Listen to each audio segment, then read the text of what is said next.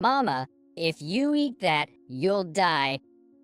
That's what my 9-year-old son, Michael, whispered to me as I stood in front of the cake my husband had bought for my birthday.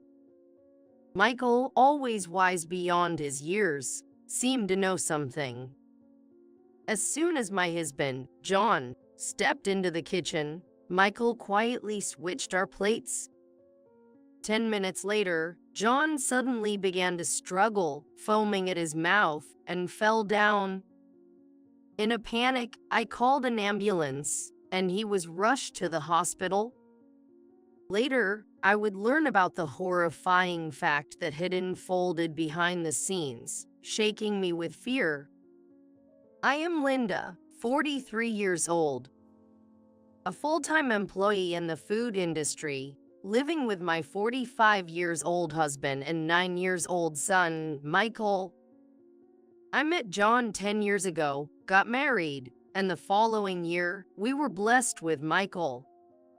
From a young age, Michael was a mature and intelligent child, able to read simple words and even some complicated ones by age 3, and he loved reading instruction manuals.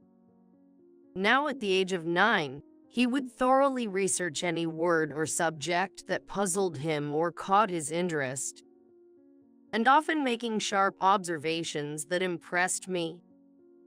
On the other hand, John, while gentle and calm when we were dating, turned out to be quite domineering after marriage. He believed housework was a woman's job, saying that a wife should always walk 3 steps behind her husband, and he did not do any houseworks. He would constantly nitpick everything I did. This became apparent when I started working part-time after enrolling Michael in daycare. Hey, the house is getting dirty. Are you slacking off on cleaning? But it's tough since we're both working. Could you help out a little? Housework is the wife's job. It's ridiculous for you to ask me for help. If you can handle it, I'll ask my mom to help. He said, and without consulting me, he gave my mother-in-law, Susan, a key to our house. Susan, who lived nearby with my father-in-law, Bob, had always been eager to interfere in our life, which bothered me. The housework isn't done at all, poor John. She started coming into our house unless she was not invited, and always said something sarcastic.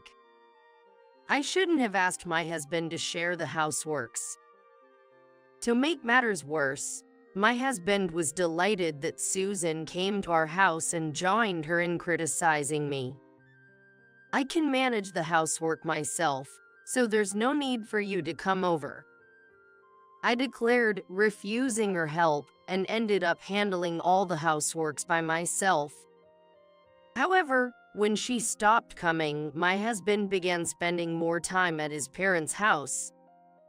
Especially after Bob passed away, he visited there more often. When I was sick, I asked him at his parents' house to make dinner at least for Michael. He scolded me, saying his mother never made his father do anything when she was ill, and decided to stay at his parents' house for a week to avoid catching my cold. I endured his attitude, and Michael started elementary school. I had a bit more time, so I decided to switch to a full-time job. I felt insecure about my marriage and wanted to be financially independent in case of any uncertainties. It's fine if you become a full-time employee, but don't slack off on housework. John said predictably, offering no help at all. It seemed like he had complained to Susan again. John is complaining that the housework isn't getting done, so I've decided to come over and help. Thus, she started coming over again, repeated sarcastic comments every time she saw me. I was exhausted from this repetitive cycle. Seeing this, Michael started to talk to Susan whenever she began her nagging. Grandma, do you know the 4 major elements of happiness? What?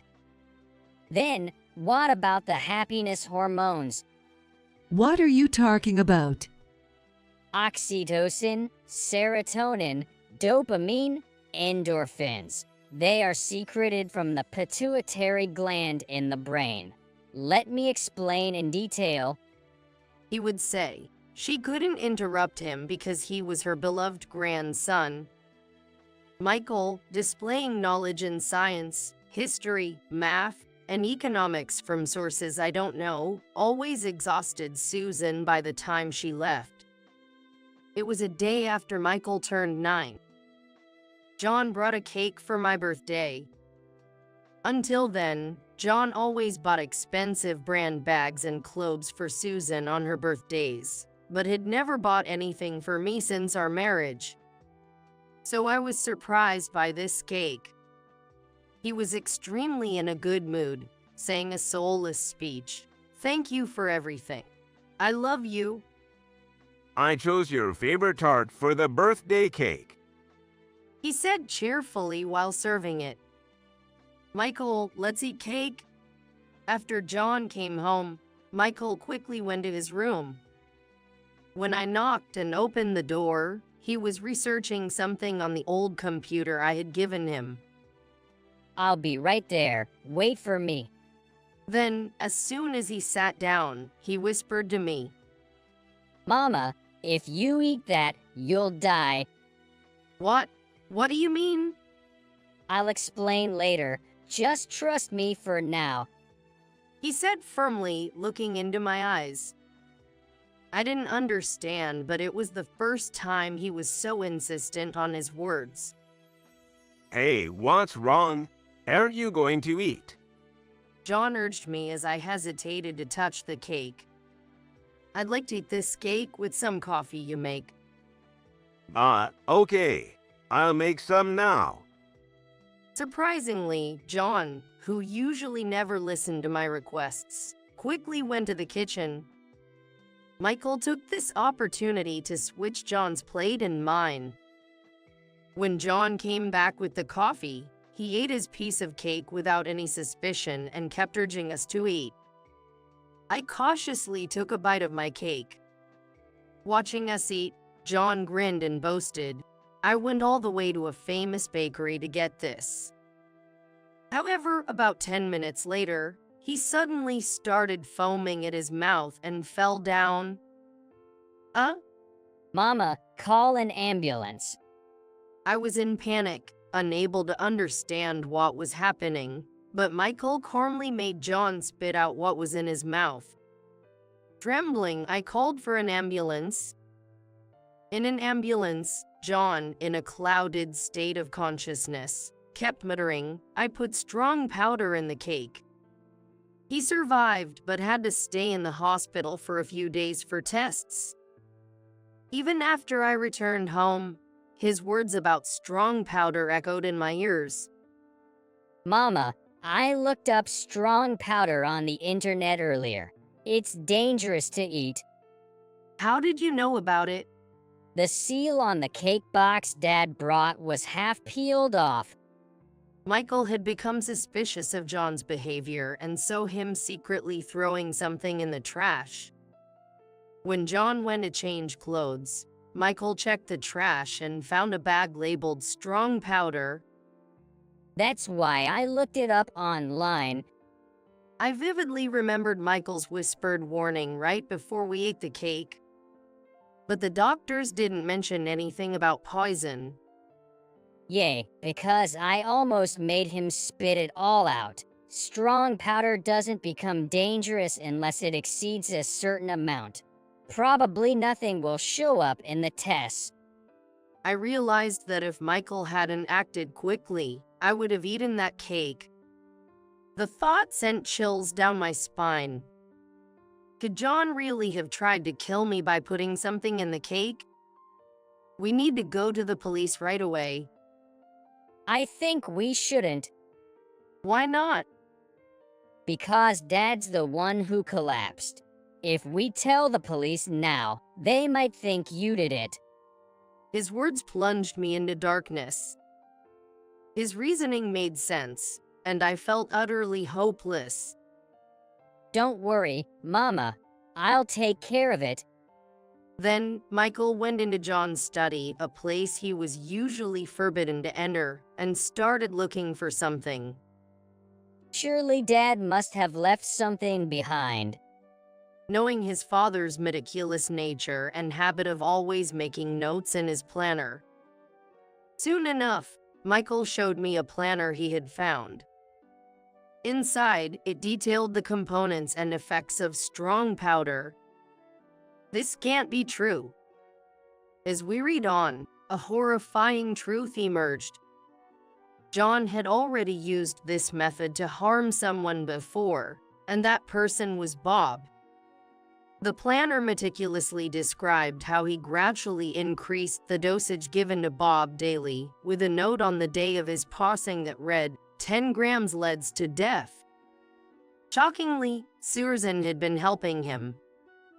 They were in on it together. Flipping through the pages, we found a plan for my birthday. Are you okay, Mama?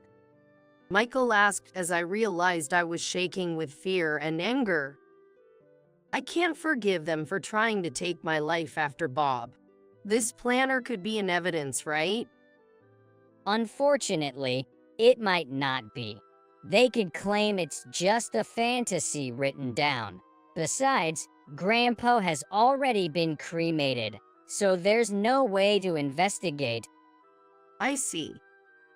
Without evidence, there was no way to bring them to justice.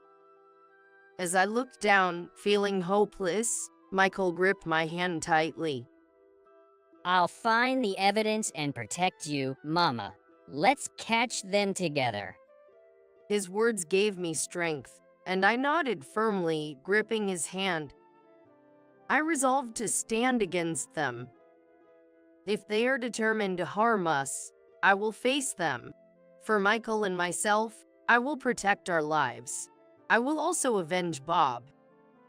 Thus, Michael and I began preparing for the decisive battle, vowing revenge against John and Susan.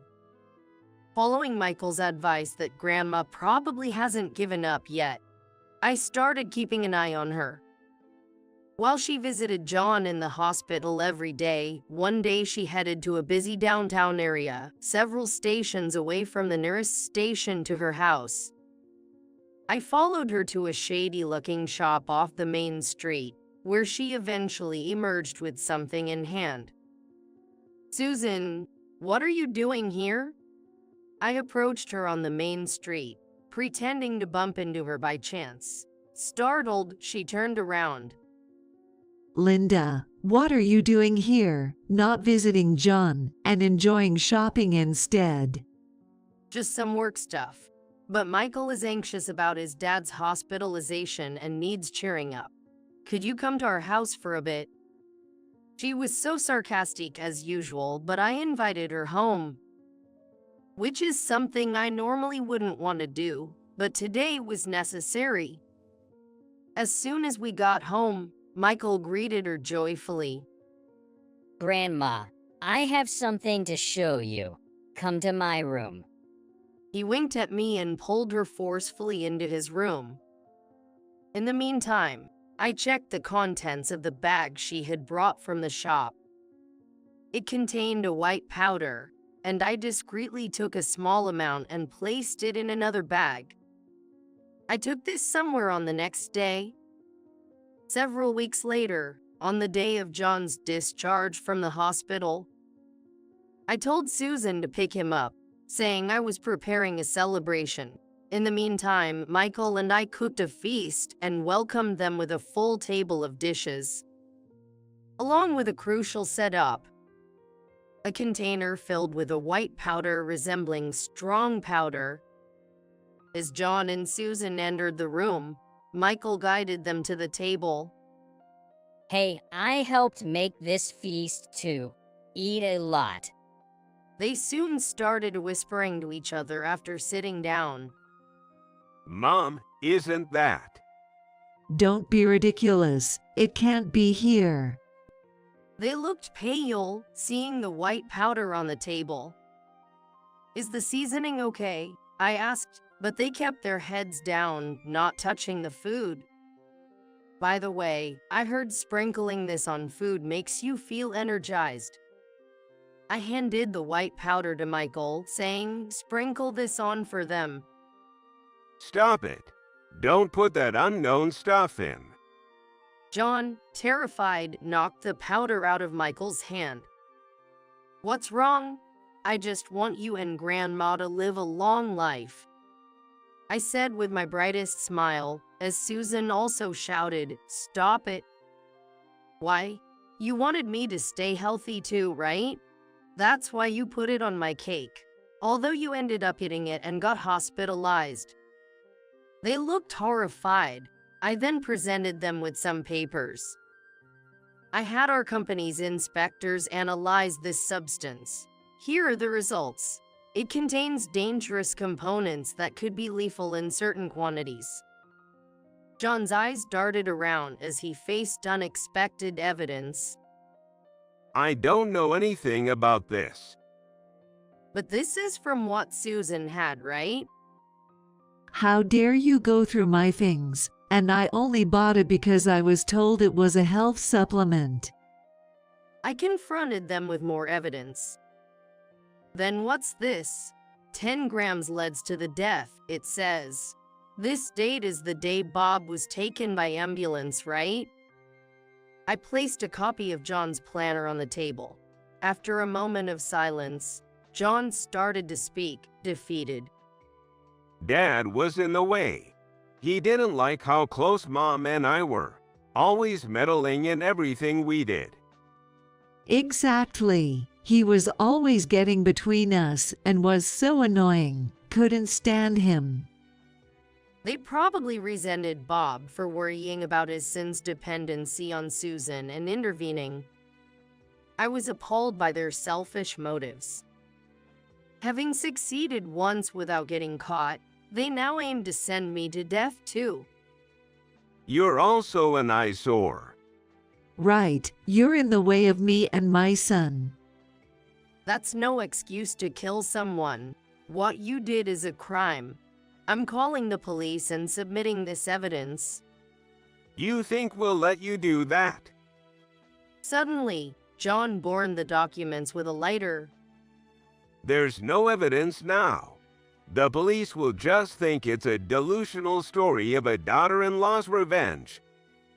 As John smugly approached me, Michael coolly pointed out, Dad, that's just a copy, and I've recorded our entire conversation on a voice recorder, which is more than enough evidence.